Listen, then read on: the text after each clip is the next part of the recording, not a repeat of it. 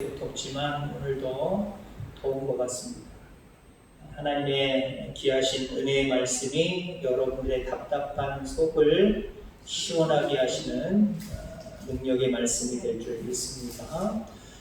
불편함의 축복이라는 말씀으로 함께 은혜를 나누고자 합니다. 인류의 발전은 어쩌면 불편한 것들을 편리한 것들로 바꾸는 과정 속에서 얻어진 산물이다라고 이야기할 수 있습니다.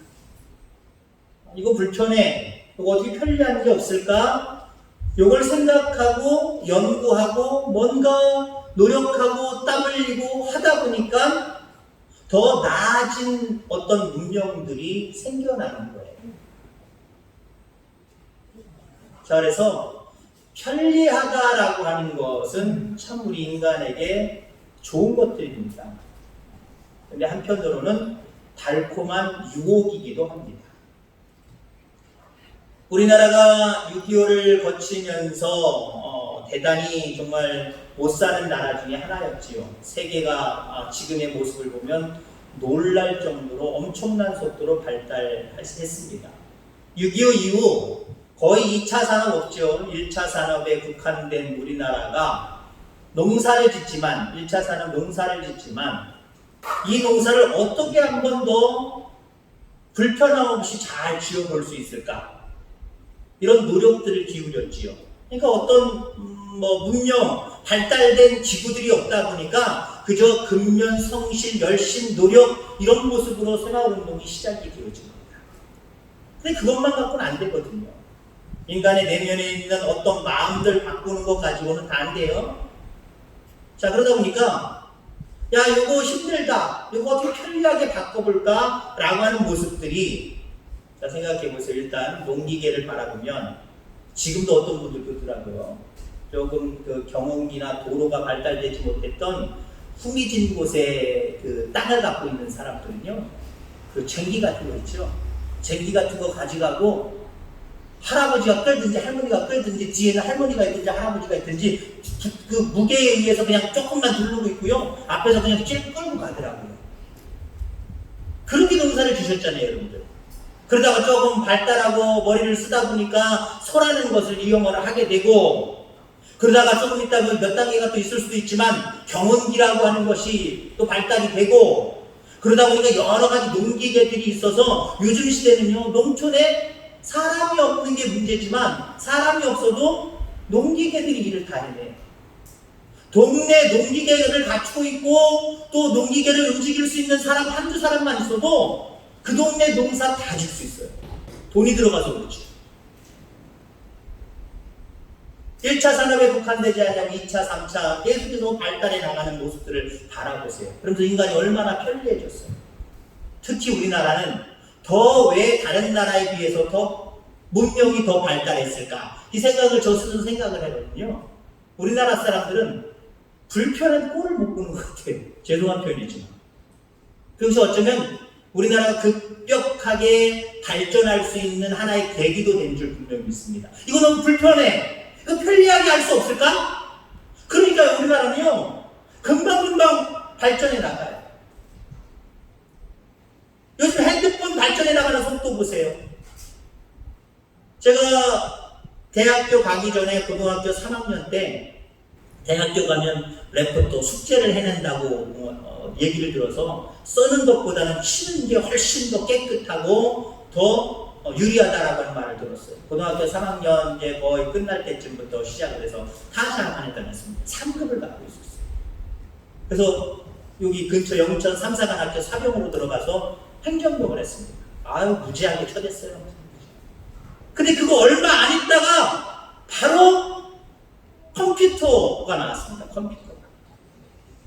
나라에 보급이 됐어요. 물론 작은 군대 같은 데는 보급이 안 됐겠죠. 저희 같은 경우는 어떤 교육기관이고 장교를 양성하는 곳이니까 일찍 아마 보급이 됐을 거예요. 컴퓨터로 작업을 했어요. 자, 이제 제대하고 나서 학교 들어가니까 그때는 노트북 시대가 아니었어요. 컴퓨터, 본체 갖고 있는 큰 거, 그거. 그러다가 뭐가 발달됐냐면요, 전동 타자기가 발달됐어요. 전동타자기가 발달돼서 저도 전동타자기를 엄마한테 졸라서 겨우 샀습니다. 그거 가지고 갔는데 몇 달 못 썼어요. 왜요? 금방 노트북이 나오기 시작했습니다. 그러니까 노트북에 전동타자기가 눌리더라고요. 안 되더라고요. 우리나라 그 어떤 물건들 발전해 나가는 거 보면은요, 뭐 30년, 50년 아닌 평생에 내만 그것만 쓰다가 요거보다 조금 단계 높은 거는 내 자식들이나 그때 사용하겠지 이랬던 것들이요, 하루가 달리게 1년 사이에 벌써 확 바꿔버렸어요. 벌써 여러분들 보세요. 지금 다는 아니지만 여러분들 할머니들이 갖고 다니는 핸드폰과 폴더식 핸드폰과 요즘 젊은 사람들이 갖고 다니는 거 보세요. 너무 티가 나잖아요. 그죠? 너무 티가 나요. 자, 그런데 여러분들, 편리함을 추구하지만 앞서서도 얘기했지만 편리함이 오히려 우리에게 독약이 될 수 있다는 거예요. 오늘 제목의 말씀처럼 불편하지만 불편함이 축복일 수도 있다는 거예요. 미국의 트럼프 대통령, 죄송하지만 정치적인 이야기 깊게 알지는 않겠습니다. 제가 정치에 관심 없는 제가 봐도요, 정치 너무 못합니다. 너무 못합니다. 어떻게 저렇게 저런 사람이 미국의 대통령이 돼서 이 세계를 이렇게 어지럽히고 자기 나라를 저렇게 어떻게 힘들게 만들까? 요즘 하루에 1000명 이상이 죽어나갑니다. 코로나로 인해서. 우리나라는 처음에는 많았지만 철저하게 여러분들 마스크 쓴 것처럼 마스크 쓰고 개인 위생에 힘썼어요. 트럼프 대통령 마스크 쓸 필요 없대요. 뭐를 이런 거 쓰냐. 공식적인 자리에도 안 쓰고 나왔습니다. 마스크 여러분들 편리해서 쓰신 거죠, 지금? 아니에요? 그걸 왜 쓰고 계신데? 불편하지만 우리는 이 마스크의 위력에 대해서 알기 때문에 쓰고 있는 거예요. 그죠? 불편해요, 불편해. 어떤 목사님들은 지난번에 말씀드렸지만 앞에 마스크도 쓰고 앞에 투명한 그 아크릴로 된 거 그것까지 이렇게 쓰고 설교하시는 목사님도 계시더라고요. 저도 저걸 끼고 목회를 설교를 한번 해볼까? 그러다가요, 제가 또 성격이 좀 급한 편이거든요. 그러다 보니까 많은 내용들이 막 생각나서 짧은 시간에 많은 설교를 하려고 그런 욕심이 좀 있어요. 말이 좀 빨라질 때가 있어요. 그러면 마스크까지 써보세요. 일단 발음이 현찮을 거고요. 그 다음에 저도 마스크 잠깐 쓰고 있는 동안요, 얼마나 제가 땀이 많은 스타일이거든요. 체질이거든요. 땀이 얼마나 나는지, 얼마나 답답한지 마스크 그냥 막 버리고 싶어요. 근데 마스크의 위력을 우리는 알잖아요. 불편하지만 끼는 거예요. 그게 지금의 우리나라를 만들고 있는 거고, 지금 우리나라의 코로나 상황을 이렇게 어느 정도 한정되게 묶어놓고, 완전히 없애지는 못하지만 한정되게 묶어놓고 지금의 상태를 유지하는 거예요. 근데 유럽이라든가 미국이라든가 왜 니네 마음대로 나라에서 국가에서 쓰나 마라 하느냐? 왜 핸드폰 가지고 인권을 왜 마음대로 유린하느냐? 이런 모습으로 지금 불편해하잖아요. 불편한 꼴을 못 보잖아요. 그러니까 내가 편리할 의무가 있고 책임이 있고 특권이 있다는 거예요. 나 건들지 말라는 거예요. 그런 맥락이 한마디로. 그래서 불편한 거를 거부합니다. 그러니까 지금 날 미국 같은 경우는 하루에 1000명 이상이 죽어나갔다니까. 미국은 뭐 인구수가 많으니까 그거 아니잖아. 한 영혼이 얼마나 귀한 영혼인데. 우리나라 지금 뭐 200명 좀 300명 안 되죠? 넘나요? 300명 안 되는데 얼마나 안타까워요. 근데 그 나라는 하루에 지금 하루에 1000명이 넘게 죽어가 나가니까요. 누적 환자가 잘 모르겠어요. 들었는데도 지금 금방 까먹으니까. 이게 말이 됩니까? 불편함을 외면해버리면요, 때로는 큰일을 만나는 경우들이 많이 있다는 거예요. 많은 경우는 하나님은요, 너희들 원하는 대로 다 해줄게, 이게 축복인 줄 아시지 마시길 바랍니다. 많은 경우 하나님의 은혜는요, 불편함 속에 숨겨져 있어요. 불편함 속에 숨겨져 있어요. 하나님 우리에게 주시는 은혜라고 하는 것을 선물로 비유한다고 한다면 그 은혜, 선물을 그냥 통째로 같이 뭔지 알겠지? 야 가져! 이렇게 안 됐어요. 우리 하나님은요, 이걸 포장하기를 참 좋아하시는 것 같아요.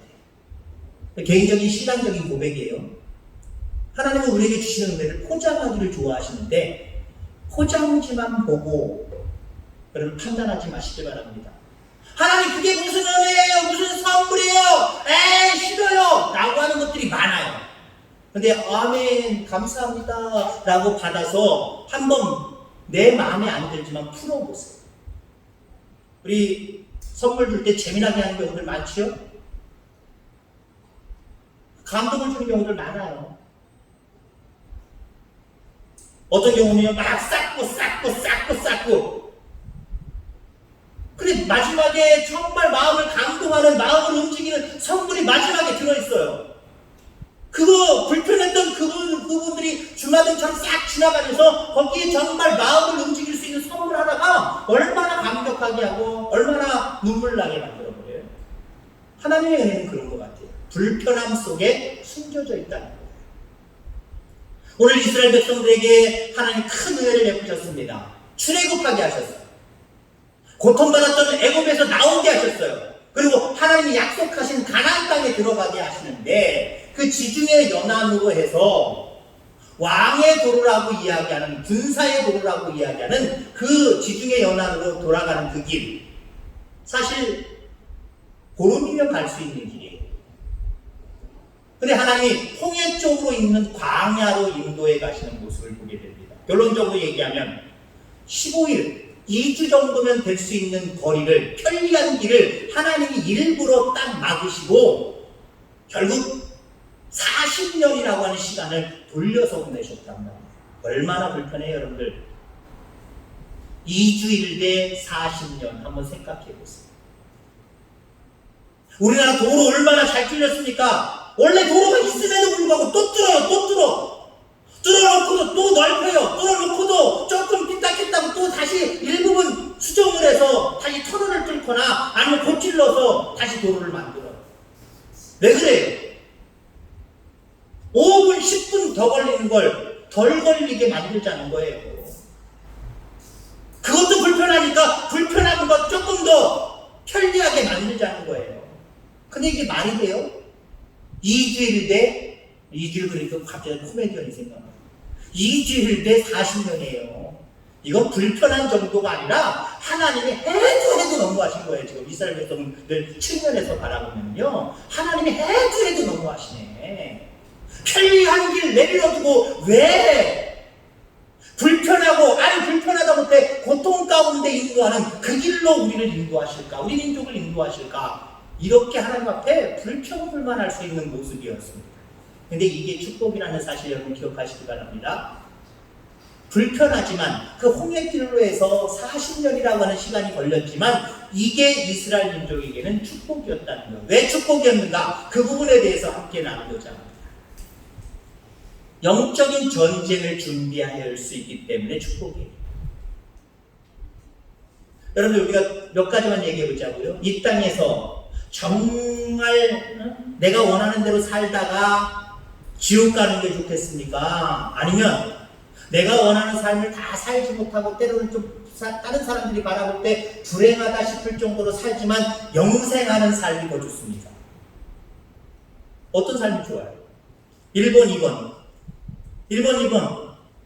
자, 다시 한번 손가락으로 표시해 주세요. 1번, 2번, 하나, 둘, 셋 하면 딱 올리는 거예요. 하나, 둘, 셋. 저는 3번입니다. 여기서도 행복하게, 기분 좋게, 내가 원하는 대로 정말 평안하게 살다가 영원한 하나님 나라 사는 거예요.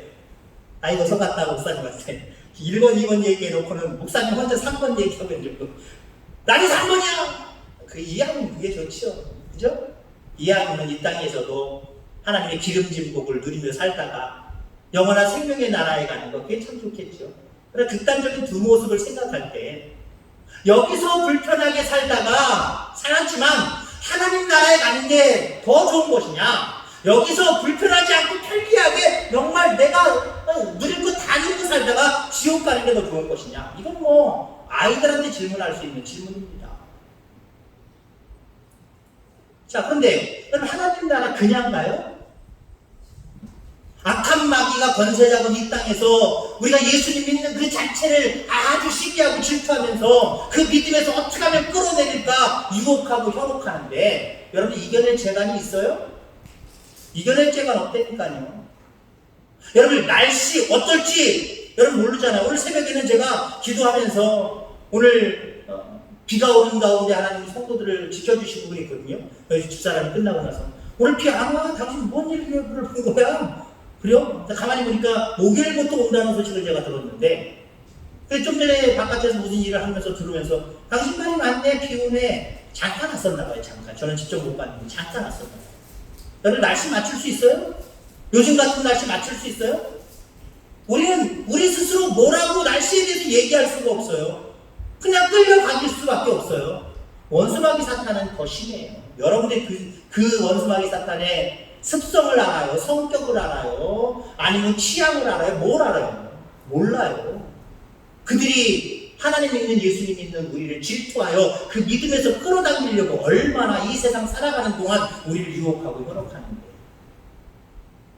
여러분들 우리는 영적으로 그들과 싸우는 전쟁터에서 살아가고 있는 거예요. 이 땅에서 살아갈 때에 무엇이 가장 복이냐, 내가 편리하게 사느냐 불편하게 사느냐 그걸 떠나서요, 이 땅에서는 영원한 생명에 날아갈 수 있을 정도로 영적인 전쟁에서 어떠한 전쟁이든지 승리할 수 있는 그 훈련을 받는 것, 이게 중요한 거예요.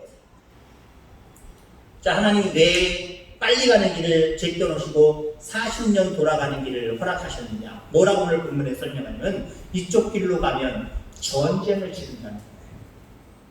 전쟁을 시작하자마자 전쟁을 치를 수밖에 없다는 거예요. 여러분, 그도 그럴 것이 그 길이 왕의 대로라고 하는 이름이 붙었습니다.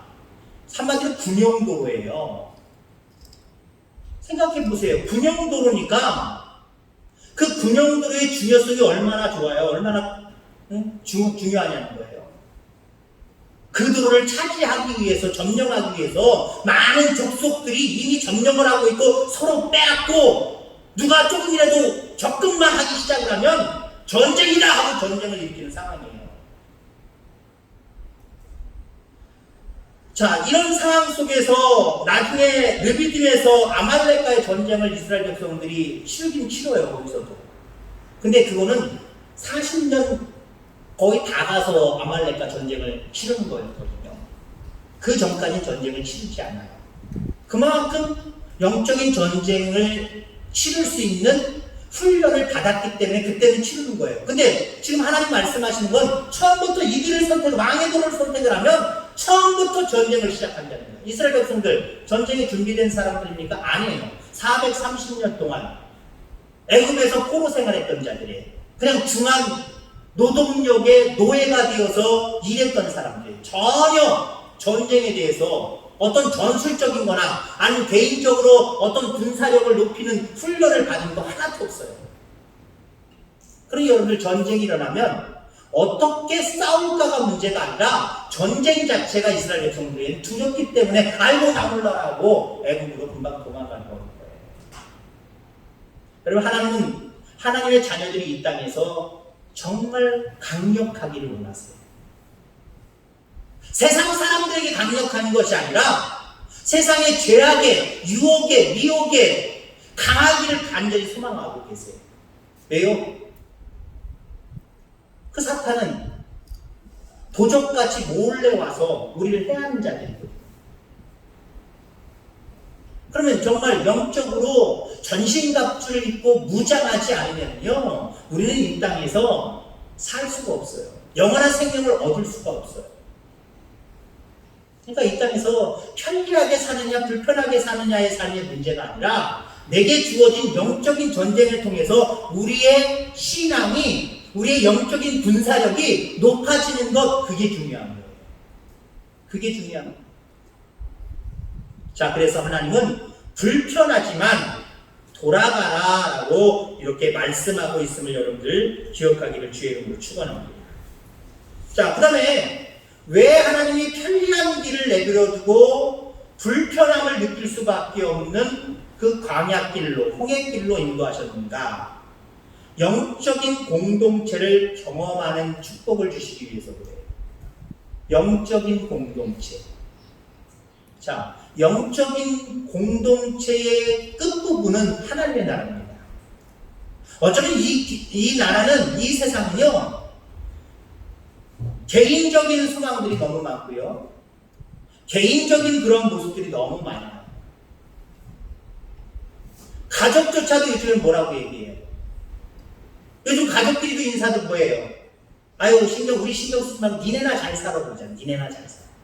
이 세상은 이런 어떤 끈끈한 가족들의 모습이 점점 희석이 되면서 개인의 행복을 추구하는 욕망들이 세져가고 있는 시대 속에 살아가고 있습니다. 근데 하나님의 나라는 하나님 나라에 온 많은 사람들과 더불어 살아가는 공동체, 영적인 공동체예요. 하나님 그걸 강조하세요.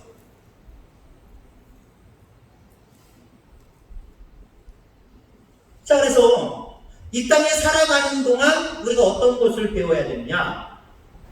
영적인 공동체로서의 삶을 살아가는 걸 배워야 됩니다. 그게 축복이라는 거죠. 그게 영원한 생명의 나라에 가는 준비다라고 하는 거예요.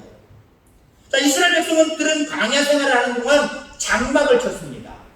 우선 성막을 지었고요. 성막을 이야기한 다음부터는 성막을 지었고요. 성막 담벼락을 중심으로 해서 12지파가 각각 쫙 장막을 치면서 성막을 중심으로 해서 장막을 치면서 한 덩거리로 살았어요. 한 덩거리. 요즘 집들 어디다 집니까? 마을 안에다 잘 안 져요, 요즘에는요. 사람들이랑 접촉 안 하려고 저 산골로 들어가고 막 그래요. 외딴 곳으로 집 짓고 그래요. 그리고 살아가는 모습들 전혀 터치 안 하고 서로 간섭 안 하려고 하는 모습으로 살아가요. 어쩌면 우리가 말세에는 여러 가지 증표가 있다라고 이야기하는데 어쩌면 그것도 우리가 심각하게 받아들이지는 않았지만 그것도 말세의 증표 중에 하나예요. 옛날에는 모여 살았잖아요. 밥을 먹어도 온 식구가 상에 한 상에 둘러 앉아서 먹었잖아요. 요즘에는 4식구, 5식구, 6식구 돼도요, 한 자리에 밥을 먹는 날이 1년 중에 하루 이틀도 안 돼요. 한 끼, 두 끼도 안 돼요. 모이려고 해도 자꾸 이 핑계 저 핑계 대고 안 모이는 경우들이 상당히 많아요. 그것도 참 힘들어져요. 여러분, 우리가 믿는 사람들이 나 아닌 다른 사람을 생각하는 거, 이거 신앙입니다. 왜냐하면 첫 번째 계명이 하나님을 사랑하는 거고 두 번째 계명이 이웃을 사랑하는 거예요. 자, 그래서 우리의 삶의 초점은요, 하나님께 맞춰져 있어야 되고 이웃에게 맞춰져 있어야 돼요. 예전에 제가 그런 말씀을 드렸죠. 기쁨이라고 하는 단어, 조이라고 하는 단어는 참된 기쁨은 그것이 어떻게 되냐? Jesus, 예수님이 먼저고요. 다른 사람, 나 아닌 다른 것, 다른 사람을 얘기하는 거고요. 마지막 you. 물론 여기서 you는 상대편을 얘기하지만 자기라고, me라고 생각하시면 돼요. 이게 온전하게 이루어질 때 참된 기쁨이 우리 속에 있는 거예요. 근데 여러분 생각해 보세요. 요즘 이게 바뀌어버렸잖아요. 하나님도 다른 사람도 나보다는 저 뒤로 물러나 있어요. 내가 우선이에요. 내가 우선. 어떻게 말하면 오늘 말씀 가운데 제목 가운데 생각하면 그죠? 내가 편리하면 되는 거예요. 내가 편리하면. 내가 편하면 되는 거예요. 아니에요. 우리 그리스도인들은요, 하나님이 기뻐하시면 되는 거고 다른 사람이 나로 인해서 기뻐하고 행복해지면 하나님이 결국 그 행위를 잊지 아니하십니다. 하나님 나라의 상급으로 우리에게 축복하십니다. 지극히 작은 소자에게 한 것, 그게 뭐예요? 나 아닌 다른 사람에게 행한 것, 그것을 귀하게 여기는 게 성경이고요. 하나님이세요. 자, 그래서 가나안 땅에 들어가는 것도 좋지만 그 전에 너희들이 장막을 치고 함께하는 모습이면 좋겠다. 그 훈련을 시키시려고 하나님이 빠른 길보다는 40년이 걸렸지만 40년 동안 자기들이 불평불만하고 힘들어하고 어려워하고 그러지만 결국 40년 동안 그들이 이겨냈잖아요. 함께 고락을 같이 하면서 함께 했잖아요. 하나님 그걸 대단히 좋아하시는 거예요. 여러분, 우리가 예배라는 것도 한번 생각해 보세요. 예배라는 거. 예배도요, 나 한 사람 편리를 위해서 그냥 내가 드리고 싶은 예배만 드리면 끝이에요. 근데 하나님은 공동체를 중요하게 여기시거든요. 요즘 어떤 분들은 지금 저보다 훌륭하신 목사님들 이렇게 보면은 어떤 것이 이슈가 되고 있냐면은 인터넷 예배 이게 진정한 예배인가? 라고 하는 질문을 던지면서 설교를 하고 강론들을 하신다고.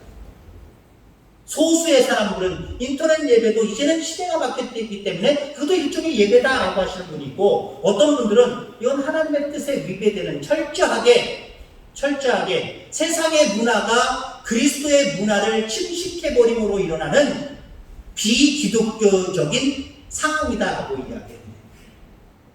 여러분, 그리스도인들은요 함께 모이는 게 중요해요. 함께 모이는. 교회가 왜 교회입니까? 구원받은 자들이거든요. 에클레시아, 그거는 구원받은 자들이거든요. 구원받은 나 이게 아니거든요.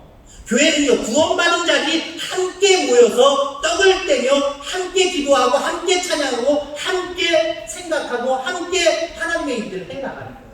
그게 중요한 거고요. 그것이 우리에게 큰 신앙으로 다가온다는 거예요. 믿음으로 다가온다는 거예요. 결국 우리의 믿음이 뜨거워지고 우리의 믿음이 단단해지는 효과를 나타내기 때문에 이것은 우리의 축복이죠. 많은 그리스도인들이 겉으로는 믿음이 좋은 것 같습니다.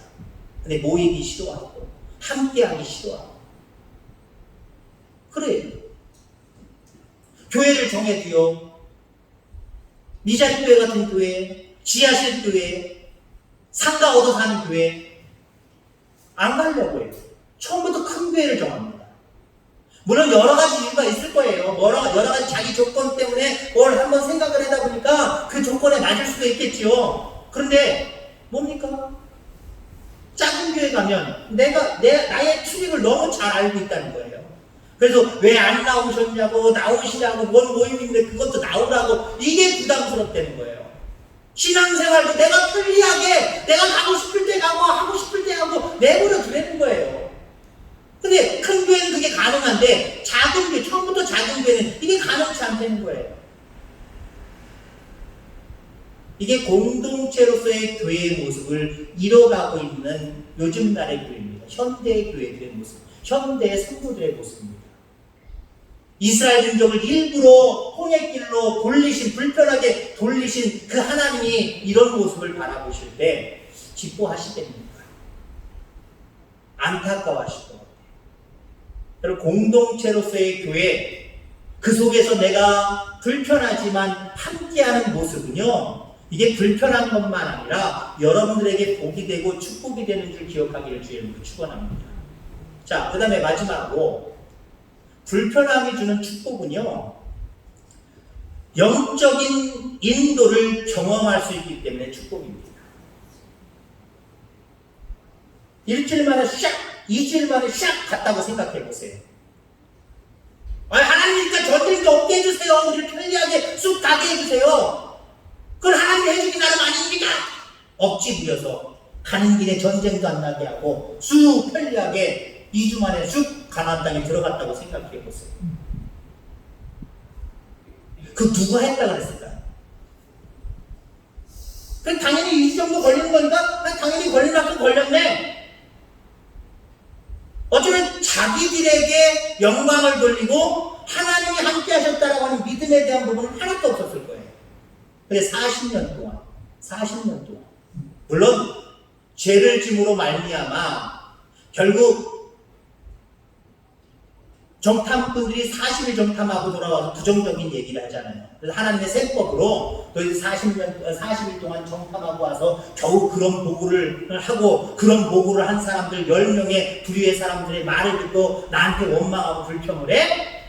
그렇게 하나님이 하루를 1년으로 계산하셔서 도합 40년 동안 광야에서 유린하게 하시고, 결국은 1세대들은 가나안 땅에 들어가지 못하게 하는 징계를 내렸지만 40년 동안 이스라엘 백성들은 하나님의 영적인 인도하심, 하나님이 영적으로 자기 자신들과 함께 하심을 늘 느꼈어요.